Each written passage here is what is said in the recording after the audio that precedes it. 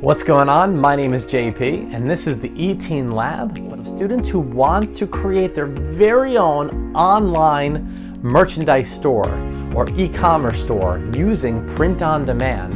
And we're also going to help students develop the mindset of an entrepreneur, also called the boss.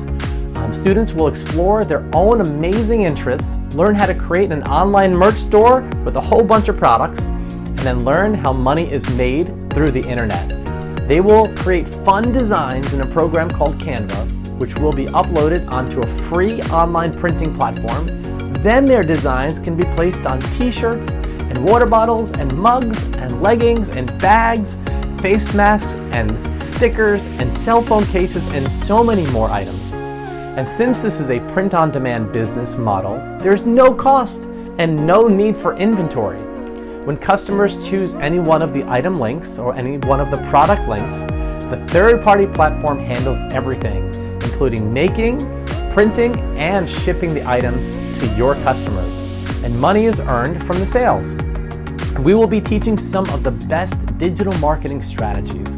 Parents have the option of helping market their child's business on social media and other digital marketing platforms.